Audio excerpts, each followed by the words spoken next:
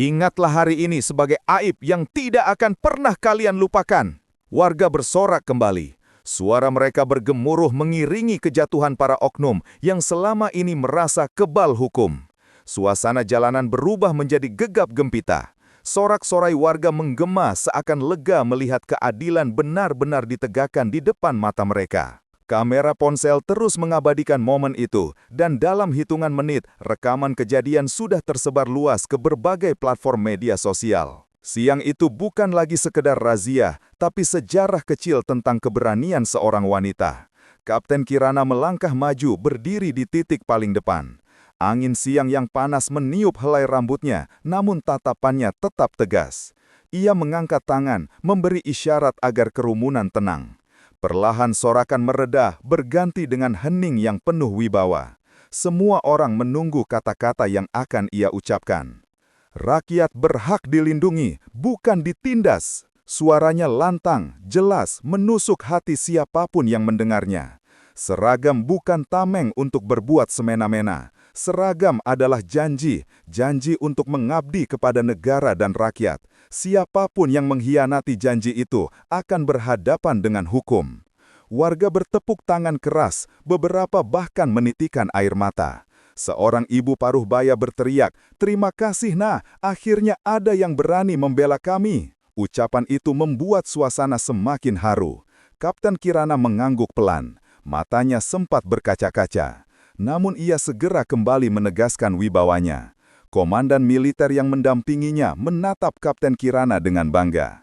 "Kapten, keberanianmu menjadi contoh bagi banyak orang. Hari ini kita bukan hanya menegakkan hukum, tapi juga memulihkan kepercayaan rakyat."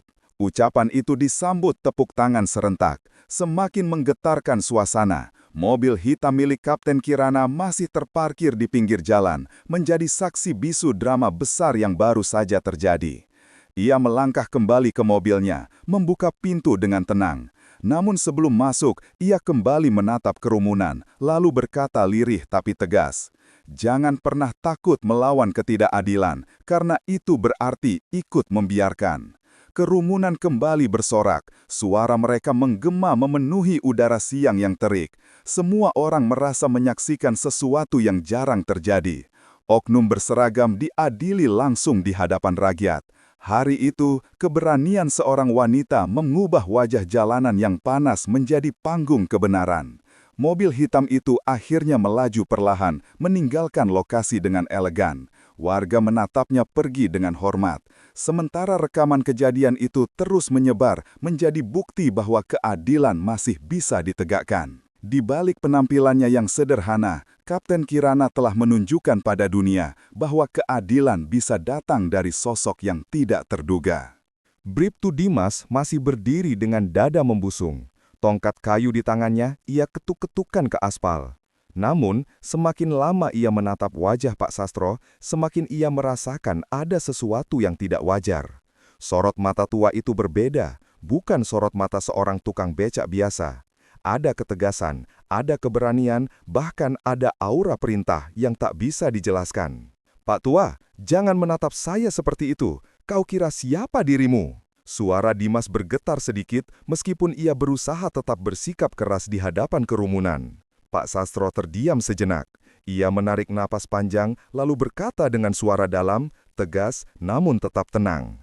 "Anak muda, kalau kau ingin menegakkan aturan, lakukan dengan adil. Jangan sekali-kali menginjak harga diri orang tua hanya karena kau berseragam." Kata-kata itu menghantam telinga Dimas seperti tamparan. Orang-orang yang menonton ikut terdiam. Ada yang mulai berbisik, merasa kagum, ada pula yang semakin penasaran. Seorang pedagang kaki lima berbisik pada rekannya, "Heran aku, tatapan bapak tua itu bikin bulu kuduk merinding, seperti seorang komandan tentara." Dimas merasa wajahnya panas. Ia tidak mau dipermalukan di depan umum.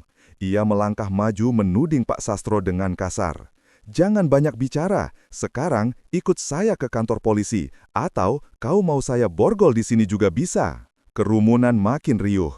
Ibu Parubaya yang tadi menumpang becak tampak pucat dan ketakutan.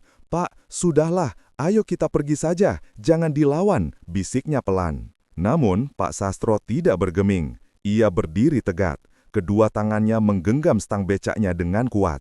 Lalu perlahan, ia melangkah maju mendekati Dimas. Wajahnya tenang, tetapi sorot matanya menusuk seperti pisau. Anak muda, kau masih sangat hijau. Jangan bermain api dengan orang yang pernah hidup dalam kobaran perang. Jangan membuat dirimu malu di depan rakyatmu sendiri, katanya lirih. Namun, cukup keras untuk didengar orang-orang di sekitarnya. Detik itu juga, tubuh Dimas kaku. Tangannya yang memegang tongkat bergetar hebat. Entah mengapa, rasa takut menyelimuti dirinya. Keringat dingin mengalir di pelipis, padahal angin sore bertiup sejuk. Orang-orang mulai terheran-heran, mengapa seorang polisi muda tiba-tiba terlihat seperti kehilangan wibawa. Mengapa ia tampak gentar menghadapi seorang kakek tua tukang becak? Seorang pemuda di antara kerumunan berteriak kecil, "Astaga, aku pernah lihat bapak tua itu. Kalau tidak salah, dia dulu tentara. Aku ingat wajahnya di majalah lama ayahku." Bisik-bisik itu menyebar cepat. Warga mulai sadar bahwa lelaki tua yang setiap hari mereka lihat mengayuh becak bukanlah orang sembarangan. Dimas semakin panik. Ia mundur setapak. Suaranya tercekat. Siapa sebenarnya kau, Pak Tua?" Pak Sastro tidak menjawab langsung. Ia hanya menatap dalam-dalam ke mata polisi itu. Tatapan yang begitu kuat hingga membuat Dimas menunduk tanpa sadar. Lututnya gemetar. Ia tak sanggup menahan wibawa yang begitu besar yang datang dari seorang lelaki renta. Kerumunan terdiam, semua mata menunggu jawaban. Semua orang menahan napas, penasaran dengan siapa sebenarnya Pak Sastro. Namun, lelaki tua itu masih memilih diam. Rahasia masa lalunya belum akan terbuka sepenuhnya. Ia hanya berkata singkat, "Aku ini rakyat kecil sama seperti mereka. Jangan kau kira karena mereka diam, maka mereka tidak punya harga diri." Suasana semakin tegang.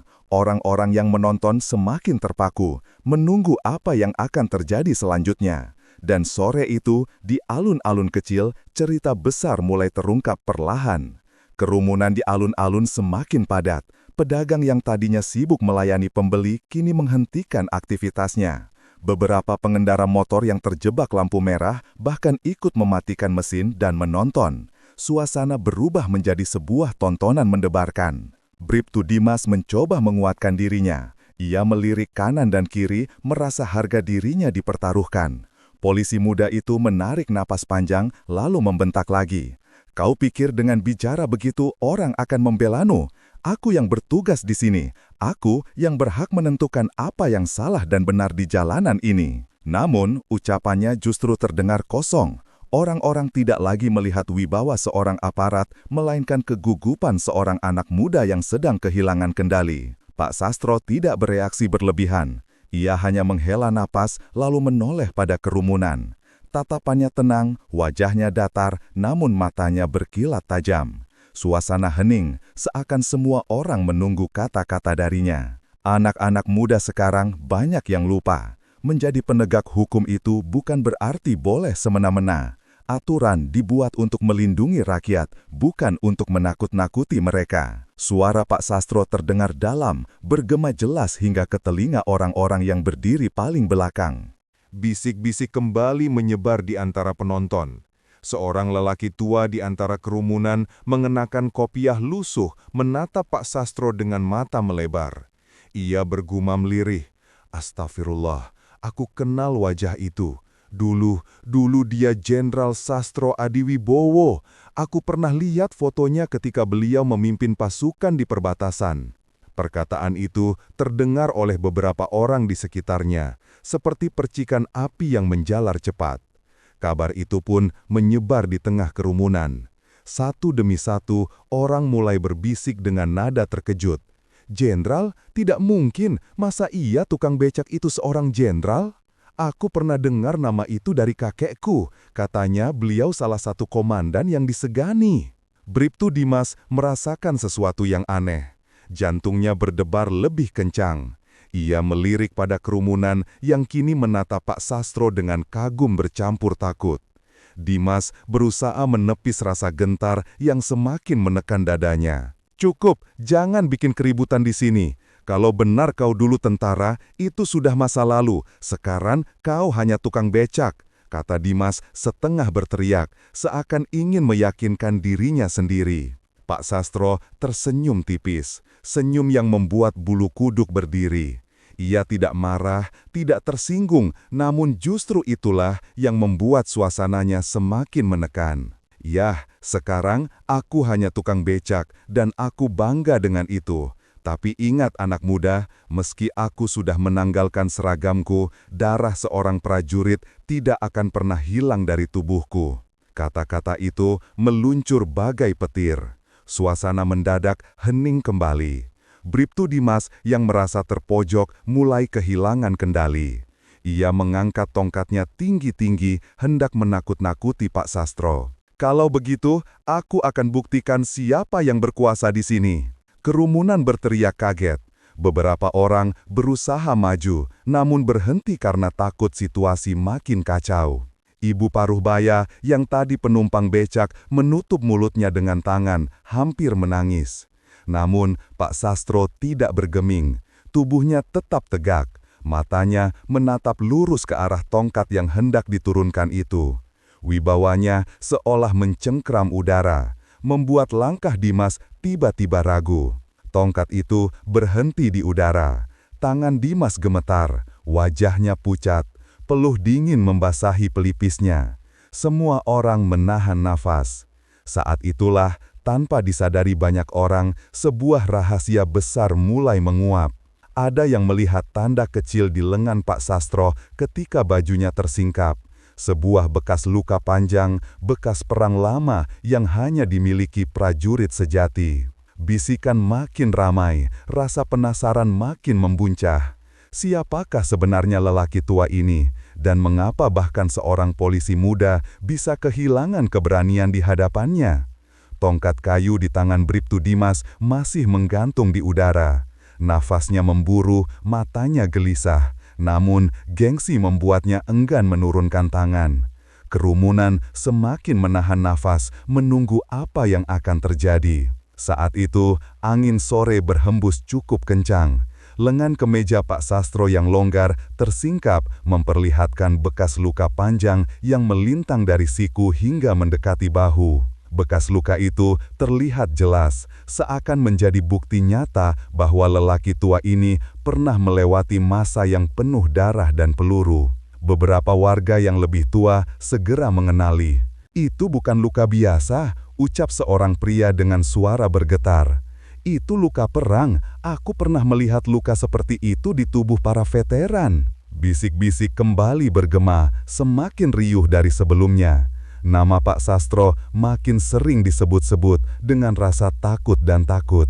Benar, dia jenderal itu, aku yakin tidak salah lagi. Dia Letnan Jenderal Sastro Adiwibowo. Allah, tidak kusangka beliau hidup di sini jadi tukang becak.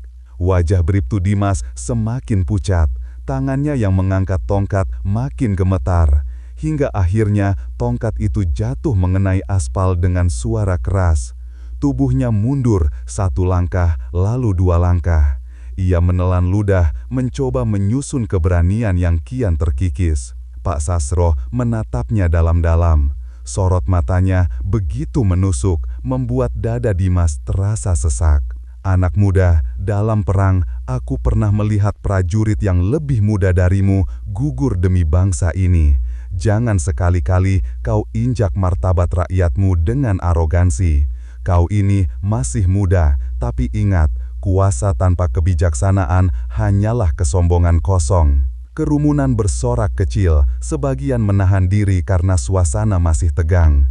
Seorang pedagang sayur menepuk bahu temannya sambil berkata, "Kau lihat, bahkan polisi itu gemetar menghadapi beliau. Ini bukan orang sembarangan." Dimas merasa kepalanya berputar. Semua mata kini tertuju padanya.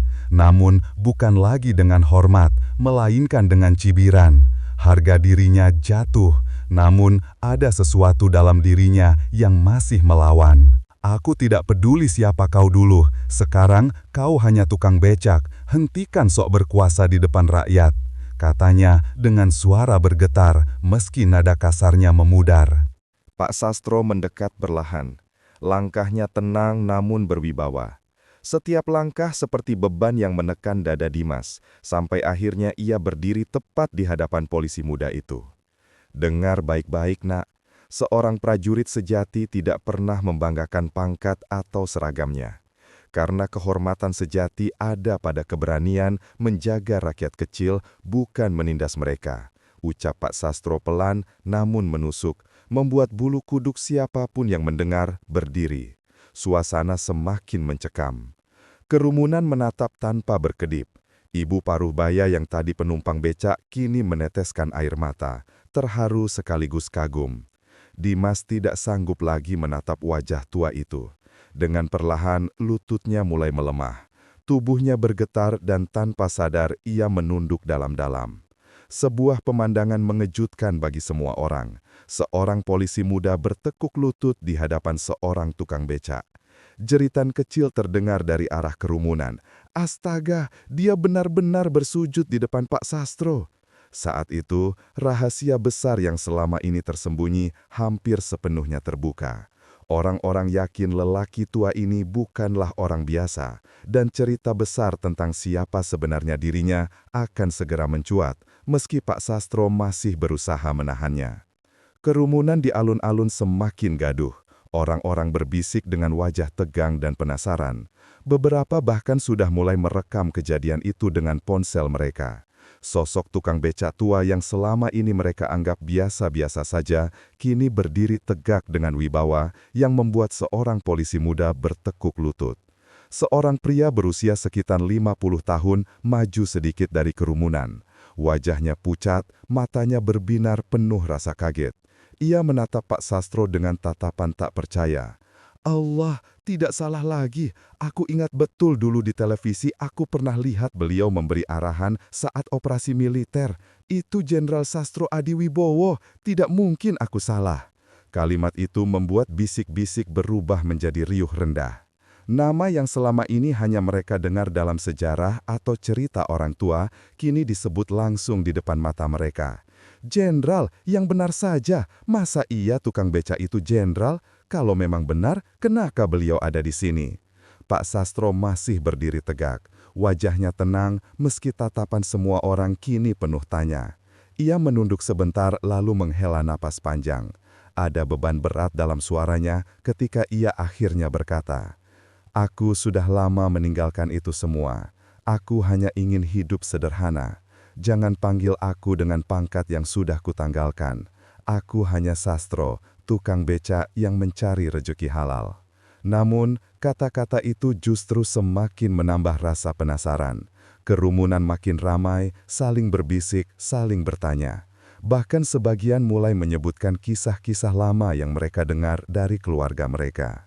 Seorang lelaki tua dengan tongkat bambu yang ikut menonton maju perlahan. Suaranya bergetar namun penuh keyakinan. "Kau masih ingat aku, Jenderal?" tanyanya lirih. Pak Sastro menoleh, sorot matanya berubah, mengenali wajah itu. Lelaki tua itu adalah mantan anak buahnya, seorang pensiunan prajurit rendahan yang dulu pernah ikut bersamanya dalam sebuah operasi perbatasan. "Hadi, Pak Hadi," suara Pak Sastro melembut, kali ini penuh kehangatan. Orang-orang semakin terkejut. Mereka menyaksikan bagaimana dua orang tua saling mengenal di tengah keramaian. Pak Hadi menunduk dalam, hampir menitikkan air mata. "Betul, Jenderal. Aku Hadi, dulu prajurit yang ikut operasi bersama Batalion 305 di perbatasan. Aku tidak menyangka bertemu Tuan Komandan di sini." Kerumunan terhenyak. Semua mata kini membelalak, semua telinga semakin fokus. Tak ada lagi keraguan bahwa tukang becak tua itu memang bukan orang sembarangan. Bribtu Dimas yang masih gemetar kini merasa semakin kerdil. Keringat dingin membasahi seluruh wajahnya. Ia sadar di hadapannya bukan hanya seorang tua renta, melainkan sosok yang pernah memimpin ribuan pasukan dan dicatat dalam sejarah. Namun, semakin rahasia itu terkuak, semakin besar pula tanda tanya di benak banyak orang. Mengapa seorang jenderal besar yang dulunya disegani, kini memilih hidup sederhana sebagai tukang becak? Apa yang membuatnya meninggalkan semua kemewahan dan kehormatan pangkatnya? Pak Sastro menatap jauh ke arah langit mendung, seakan masa lalunya kembali hadir di depan mata. Ada hal-hal yang lebih berharga dari sekedar pangkat dan jabatan. Itu sebabnya aku memilih jalan ini, katanya pelan, hampir seperti berbicara pada dirinya sendiri. Suasana di alun-alun menjadi hening kembali. Orang-orang menunggu kelanjutan ucapannya. Semua penasaran akan rahasia besar di balik pilihan hidup lelaki tua itu. Langit semakin gelap. Awan hitam menggantung di atas alun-alun. Angin sore membawa hawa dingin yang membuat kerumunan semakin merapat. Semua mata tertuju pada Pak Sastro. Wajah tua itu tetap tenang, namun sorot matanya menyimpan kisah panjang yang belum pernah terungkap. Assalamualaikum warahmatullahi wabarakatuh. Semoga kita semua senantiasa dalam lindungan Allah Subhanahu wa Ta'ala. Mari dukung channel ini dengan menekan tombol langganan agar kita bersama-sama meraih kebaikan. Di sebuah kota kecil, sore yang tenang mendadak tersentak oleh suara bentakan seorang polisi muda yang dengan lantang memarahi seorang pengemudi becak renta. Namun, apa yang terjadi selanjutnya sungguh tak terduga. Sang polisi muda itu tiba-tiba gemetar, bahkan lututnya takluk di hadapan kakek tua itu. Siapakah sebenarnya tukang becak misterius ini? Di tengah hiruk-pikuk kota yang ramai, antara deruk klakson, seruan pedagang, dan canda tawa anak-anak sekolah, tampak seorang lelaki paruh baya mengayuh becak tuanya dengan perlahan. Namanya adalah Pak Sastro. Usianya menginjak 68 tahun, dengan rambut memutih dan wajah berkerut, namun sorot matanya tetap memancarkan ketajaman dan wibawa yang tak lekang oleh usia. Becak yang dikayuhnya bukanlah becak biasa. Meski catnya telah pudar dan rodanya berderit, setiap goresannya menyimpan kisah panjang yang tak banyak orang tahu. Setiap sore, Pak Sastor selalu mangkal di dekat alun-alun kota, dengan sabar menunggu penumpang sambil sesekali menyeka butiran keringat di dahinya. Ia dikenal luas sebagai tukang becak yang jujur dan ramah. Tak pernah sekalipun ia mematok harga lebih, bahkan seringkali ia rela tak dibayar penuh jika penumpangnya adalah anak sekolah atau pedagang kecil. Namun di balik kesederhanaan itu, tersimpan sebuah rahasia besar. Banyak orang hanya memandang Pak Sastro sebagai lelaki renta yang pasrah pada takdir. Padahal, jauh di masa silam, ia pernah berdiri gagah di garis depan, memimpin ribuan prajurit, dan sangat disegani baik kawan maupun lawan. Namun, ia memilih untuk bungkam, menutup rapat semua kisahnya, dan menjalani hidup sederhana layaknya rakyat biasa. Hari itu, langit kelabu seakan menjadi pertanda akan datangnya peristiwa tak biasa.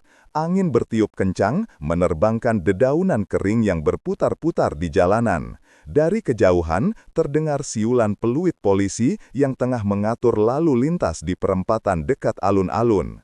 Para pengendara motor dan mobil terlihat terburu-buru. Pak Sastro tetap mengayuh becaknya dengan tenang.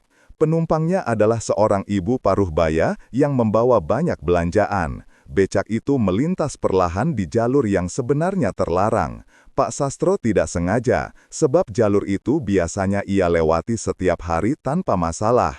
Namun, kali ini berbeda. Seorang polisi muda berdiri di depan, wajahnya tegang dan matanya menatap tajam. Namanya adalah Bribtu Dimas, baru berusia 20 tahun. Seragamnya masih terlihat baru, sepatu hitamnya mengkilap, dan sikapnya memancarkan wibawa. Meskipun ada sedikit kesan kesombongan di balik tatapannya, dengan tangan terangkat, ia menghentikan laju becak itu.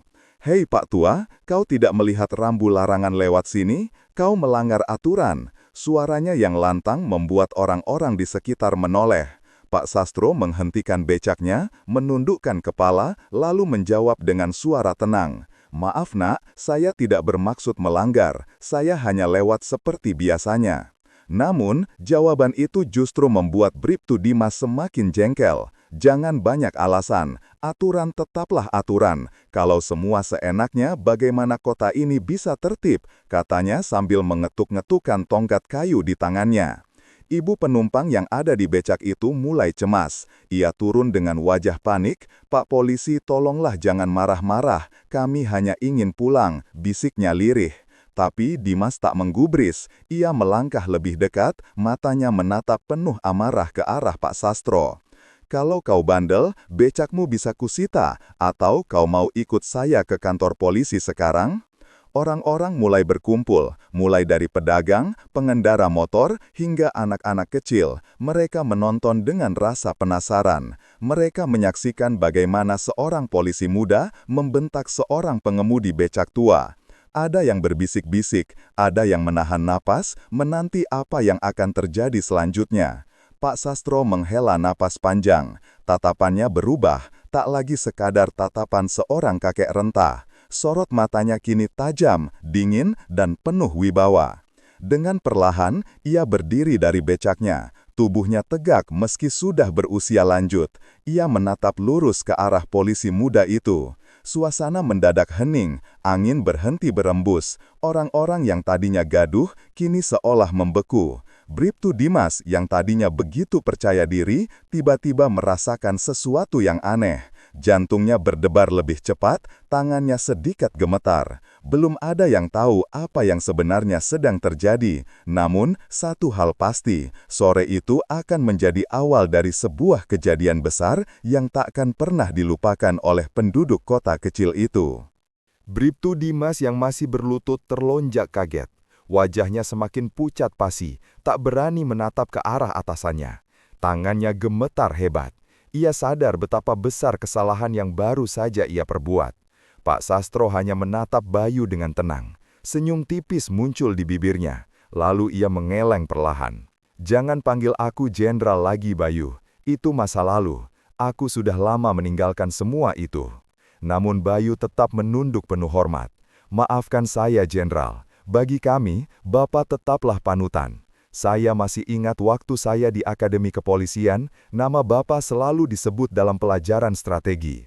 Bahkan banyak dosen kami mengatakan, Bapak adalah salah satu legenda yang masih hidup." Kerumunan terdiam, mendengarkan setiap kata. Mereka kini menatap Pak Sastro dengan campuran kagum dan haru. Pak Hadi yang masih berdiri di dekatnya ikut menambahkan, "Aku juga masih ingat bagaimana beliau memimpin kami di medan perang. Beliau tidak pernah bersembunyi di belakang, selalu berdiri paling depan, menantang maut bersama prajuritnya." Air mata menetes dari beberapa orang di kerumunan. Ada yang sampai menutup mulut dengan tangan, tak sanggup menahan rasa haru. Namun suasana itu kembali tegang ketika Bayu menoleh pada Dimas yang masih gemetar. "Dimas, apa yang kau lakukan pada beliau?" Suaranya bergetar menahan amarah. Dimas menunduk semakin dalam. Suaranya patah-patah. Saya tidak tahu, Pak. Saya kira beliau hanya tukang becak biasa. Saya hilaf." Kerumunan mulai bersuara. Sebagian mencibir, sebagian menyoraki polisi muda itu. Suara-suara sumbang terdengar jelas. "Kurang ajar, berani-beraninya pada orang tua. Kalau bukan jenderal, mungkin diperlakukan lebih parah."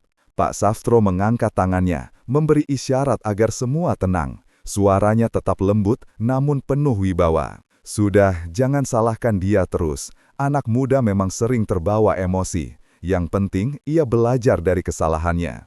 Namun, meski kata-kata itu menenangkan, rasa penasaran orang-orang belum terjawab sepenuhnya. Mereka ingin tahu lebih banyak tentang masa lalu Pak Sastro, tentang bagaimana seorang jenderal besar bisa menghilang dari panggung sejarah dan memilih menjadi tukang becak. Dan malam itu, di bawah langit mendung yang semakin pekat, rahasia besar itu sedikit demi sedikit akan terungkap. Kerumunan semakin larut dalam rasa penasaran. Semua menunggu kelanjutan kisah dari mulut lelaki tua yang kini berdiri dengan becaknya. Langit sudah hampir gelap, lampu jalan mulai menyala, dan alun-alun yang biasanya ramai, kini berubah menjadi panggung besar dengan satu tokoh utama, Pak Sastro. Pak Sastro memejamkan mata sejenak, lalu menarik napas panjang, seakan keberanian untuk membuka kembali lembaran lama baru saja ia kumpulkan. "Kalian ingin tahu kenapa aku meninggalkan semua itu?" Suaranya pelan, namun cukup jelas untuk didengar semua orang. Kerumunan serentak hening. "Aku pernah berada di garis depan pertempuran. Aku memimpin pasukan muda, anak-anak seumuran kalian." Ia menoleh ke arah beberapa pemuda yang berdiri di pinggir kerumunan. "Aku melihat mereka berlari ke medan tempur dengan semangat, tapi banyak yang tidak pernah kembali. Ratusan anak bangsa meregang nyawa di hadapanku. suara tembakan, dentuman meriam, jeritan terakhir, semua itu masih ada di telingaku hingga kini. Suasana berubah mencekam, beberapa orang menunduk, ada pula yang terisak. Pak Sastro melanjutkan, "Yang paling berat adalah kehilangan sahabatku, Bagas. Ia menutupi tubuhku dari hujan peluru, menyelamatkan nyawaku, sementara dirinya tergeletak tak bernyawa. Dalam pelukanku ia berkata, kalau perang berakhir, ia ingin hidup sederhana, menarik beca untuk menghidupi keluarganya. Itu keinginannya yang terakhir, dan aku bersumpah untuk melanjutkan mimpinya." Pak Hadi yang berdiri di sampingnya meneteskan air mata. Ia mengangguk pelan, seolah mengkonfirmasi bahwa semua yang dikatakan itu adalah kenyataan pahit dari masa lalu. Pak Sastro menunduk, suaranya semakin berat. "Setelah perang usai, aku kembali dengan pangkat tinggi. Aku bisa saja hidup nyaman dengan rumah besar dan penghormatan. Tapi apa artinya itu semua, jika sahabat-sahabatku yang gugur tidak pernah merasakannya? Apa artinya kejayaan, jika darah yang tumpah terus menghantuiku? Jadi, aku memilih jalan ini. Aku tinggalkan semua pangkat, semua kehormatan. Aku hidup sederhana, mengayuh becak tua peninggalan sahabatku. Aku ingin mengenang Bagas dengan cara ini, dan ingin mengingatkan diriku sendiri bahwa hidup bukan soal seragam dan jabatan, tapi soal janji, soal arti kesetiaan." Bribtu Dimas masih menunduk. Lututnya bergetar hebat. Ia ingin lari dari tempat itu, tetapi seolah ada yang menahannya.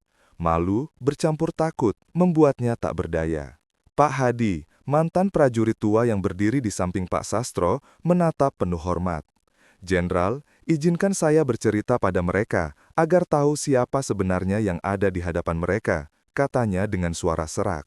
Pak Sastro mengeleng pelan. "Tidak, Hadi. Aku tidak ingin dikenang dengan pangkat atau kebesaran. Itu semua sudah lama kutinggalkan. Namun, kerumunan sudah terlalu penasaran. Desakan makin kuat, bisik-bisik makin riuh. Kami ingin tahu siapa sebenarnya Bapak ini. Kenapa seorang jenderal besar hidup sebagai tukang beca?" Pak Sastro terdiam lama, wajahnya menunduk, tangannya menggenggam erat stang becak tuanya. Becak itu menjadi satu-satunya harta peninggalan sahabat aripnya, sahabat yang gugur di medan perang. Ingatan itu berputar kembali, begitu jelas seakan baru terjadi kemarin. Dengan suara pelan namun tegas, ia mulai bicara. "Aku dulu memang seorang prajurit. Aku pernah memimpin pasukan di medan perang, melihat banyak kawan gugur di hadapan mata. Aku dihormati, dijunjung, bahkan ditakuti lawan. Tetapi, semakin tinggi aku melangkah, semakin banyak darah yang harus kulihat. Aku lelah, aku ingin bebas dari semua itu." Kerumunan terdiam, menyimak dengan khusyuk. Hanya suara angin yang terdengar, seolah memberi ruang pada kisah itu untuk mengalir. "Pada suatu operasi besar di perbatasan, aku kehilangan sahabat yang paling dekat denganku. Namanya Bagas. Ia bukan perwira tinggi, hanya prajurit biasa, tetapi keberaniannya melebihi siapapun yang pernah kutemui. Ia rela menyerahkan nyawanya demi menyelamatkan pasukan. Dan sebelum ajal menjemputnya, ia menitipkan becak tua ini padaku." Pak Sastro berhenti sejenak, menatap becak tuanya dengan sorot mata berkaca-kaca. Katanya, setelah perang usai ia ingin kembali ke kampung dan menjadi tukang becak hidup sederhana bersama keluarganya. Tapi, dia tidak pernah kembali. Dia gugur di pelukanku. Dan aku bersumpah, aku akan melanjutkan cita-citanya. Sejak itulah aku meninggalkan pangkatku, meninggalkan semua kemewahan. Aku memilih hidup sederhana menjadi tukang becak sebagai bentuk janji pada sahabatku. Kerumunan terpanah, banyak yang meneteskan air mata mendengar kisah itu. Ibu penumpang yang tadi hampir menangis, kini tak sanggup membendung air matanya. Sementara itu, Bribtu Dimas hanya bisa menunduk semakin dalam. Kata-kata Pak Sastro menusuk hatinya.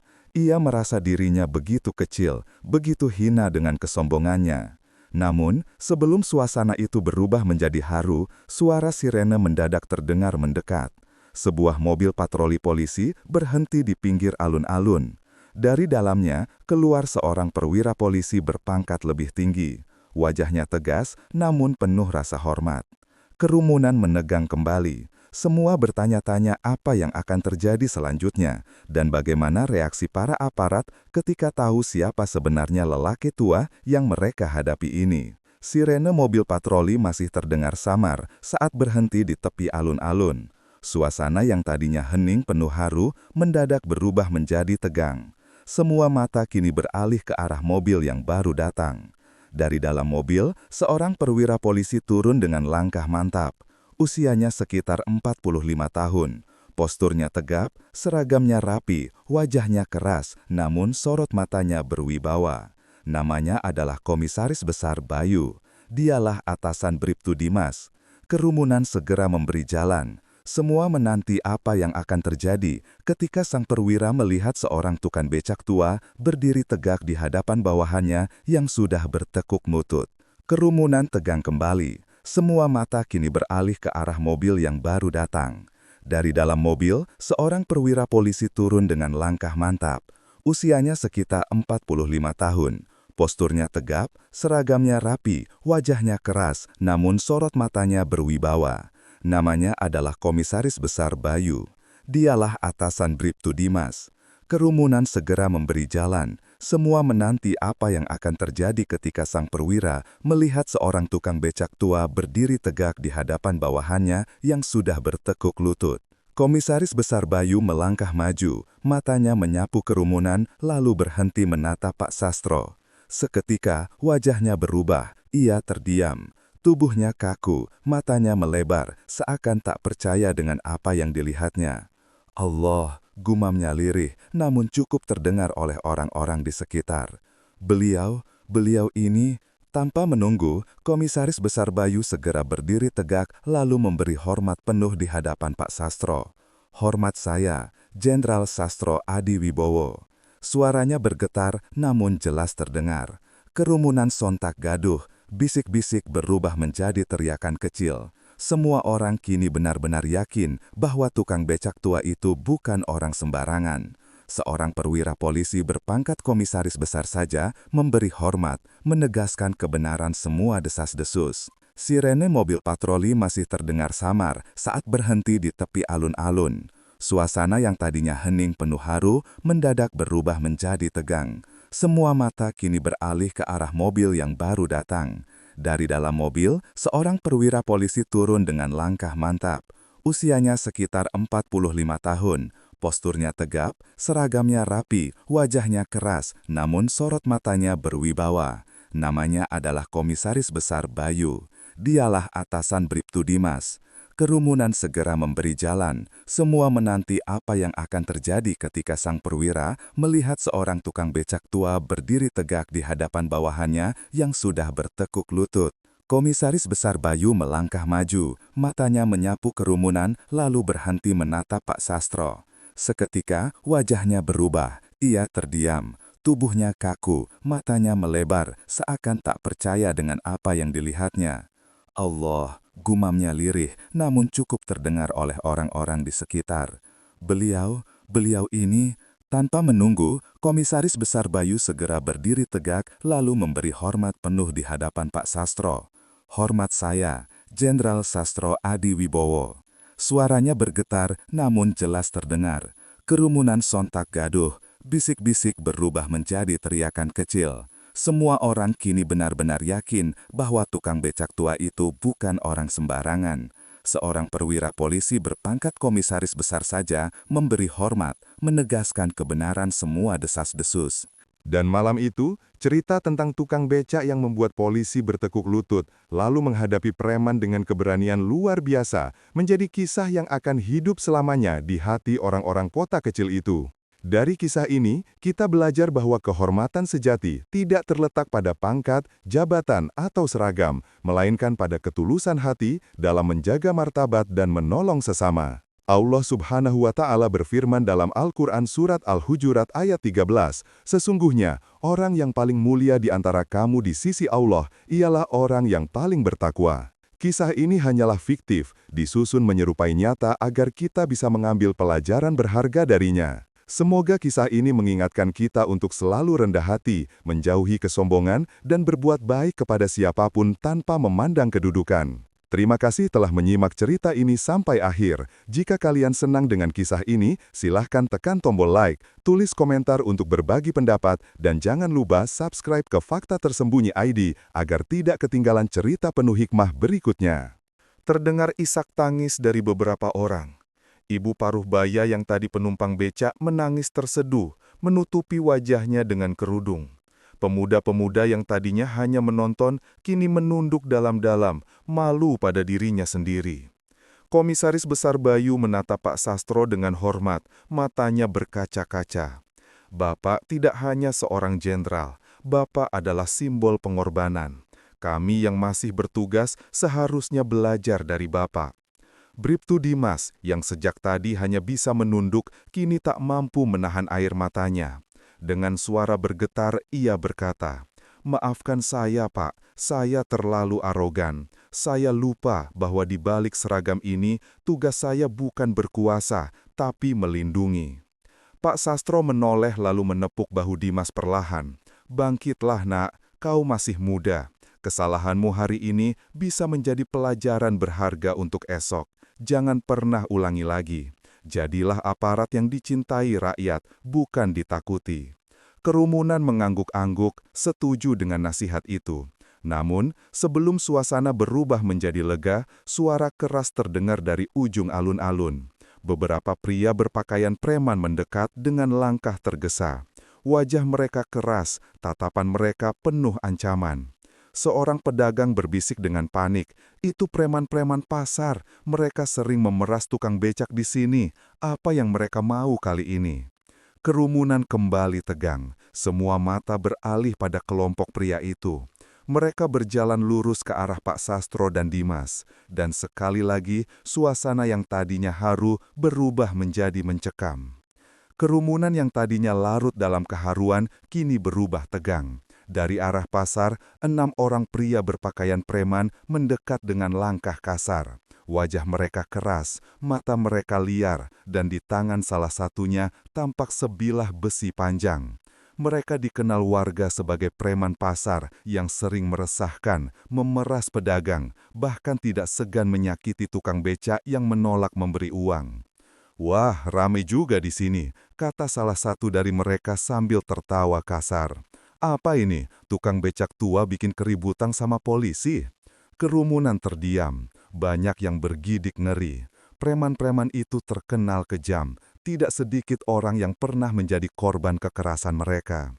Bribtu Dimas menegakkan badan, berusaha tampil berani.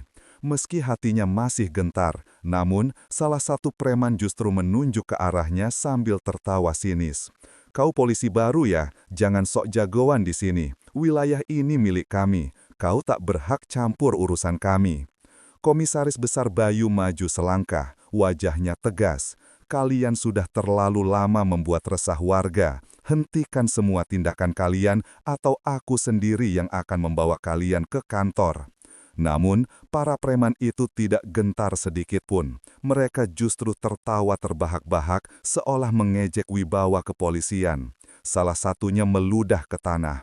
"Kau pikir kami takut? Di kota kecil ini, kamilah yang berkuasa. Polisi pun tahu diri kalau berurusan dengan kami."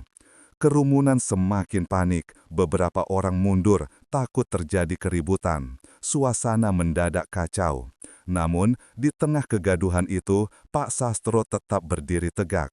Ia tidak bergeming, matanya menatap lurus ke arah para preman. Ada aura dingin yang perlahan menyelimuti suasana. Angin sore berhembus lebih kencang, membuat dedaunan berjatuhan. Salah satu preman melangkah maju, mengangkat besi panjangnya, lalu menunjuk ke arah Pak Sastro. "Hei kakek, kalau kau mau selamat, berikan becakmu pada kami, atau jangan salahkan kalau kami bikin kau tak bisa berjalan lagi." Kerumunan bersorak kaget, ibu-ibu menjerit kecil, anak-anak ditarik menjauh oleh orang tuanya. Situasi benar-benar genting. Namun, alih-alih gentar, Pak Sastro perlahan melangkah maju. Suaranya tenang, namun mengandung kekuatan yang membuat semua orang terdiam. Angin sore berhembus lebih kencang, membuat dedaunan berjatuhan. Salah satu preman melangkah maju, mengangkat besi panjangnya, lalu menunjuk ke arah Pak Sastro.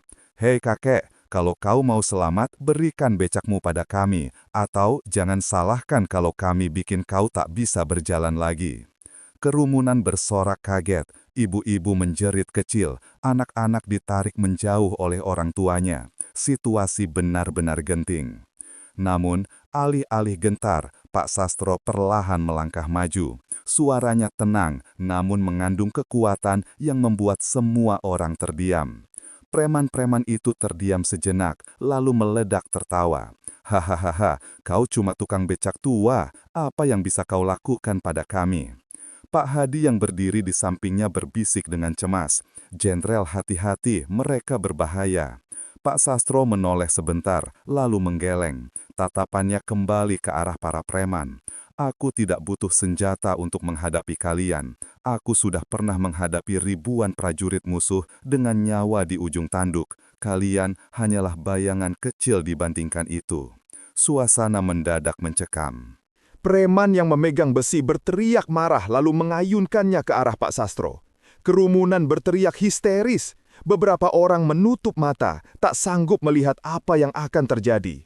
Namun sebelum besi itu menyentuh tubuhnya, dengan gerakan cepat dan tegas, Pak Sastro meraih tangan preman itu, memelintirnya ke belakang. Besi panjang jatuh menghantam aspal. Preman itu menjerit kesakitan. Kerumunan bersorak kaget. Mereka tak menyangka lelaki tua berusia lanjut bisa bergerak secepat itu. Aura seorang jenderal yang pernah memimpin medan perang kini kembali tampak jelas. Preman-preman lain sontak maju. Namun Komisaris Besar Bayu dan beberapa polisi yang ikut datang segera bersiaga. Bribtu Dimas, meski masih gemetar, maju melindungi Pak Sastro dengan wajah penuh tekad. Keributan besar tak bisa dihindari lagi. Dan malam itu, di alun-alun kecil, pertarungan kehormatan dan keberanian akan pecah. Besi panjang yang terlepas dari tangan preman menghantam aspal dengan suara nyaring. Jeritan kesakitan dari pria itu menggema, membuat kerumunan berdesakan mundur. Namun ketegangan tidak berhenti di situ.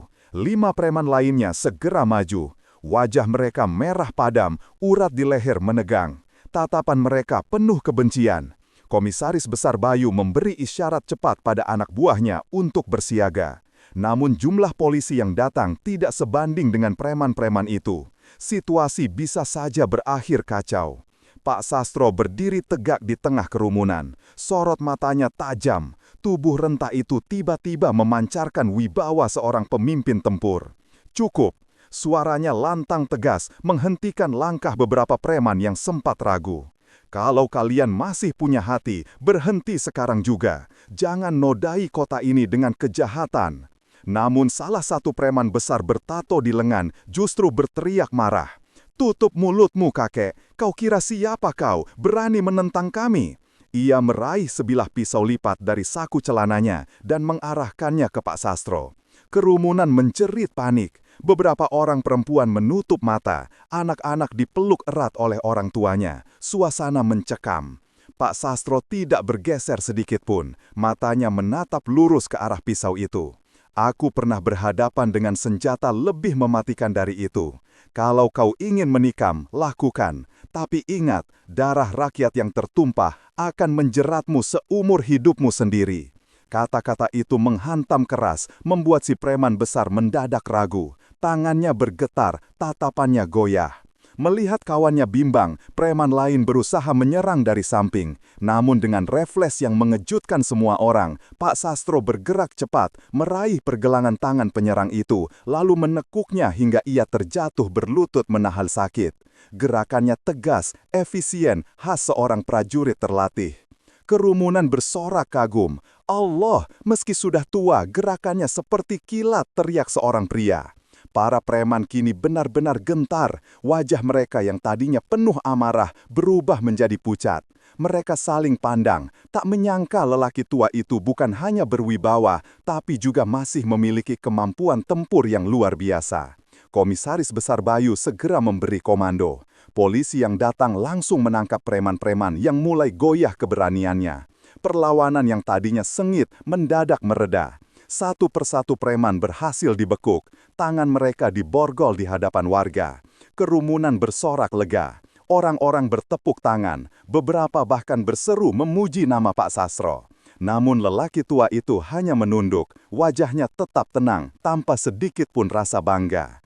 Bribtu Dimas berdiri gemetar di dekatnya. Lalu dengan suara bergetar ia berkata, "Pak, saya bersyukur Allah masih memberi saya kesempatan untuk belajar hari ini. Saya bersumpah, mulai saat ini, saya akan melayani rakyat dengan hati, bukan dengan kesombongan."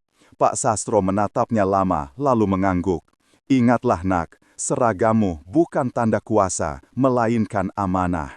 Pegang teguh itu seumur hidupmu." Lampu-lampu jalan kini menyala terang.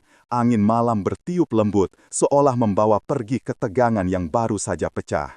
Warga satu persatu mulai meninggalkan alun-alun dengan wajah lega, namun juga dengan cerita besar yang akan mereka kenang seumur hidup.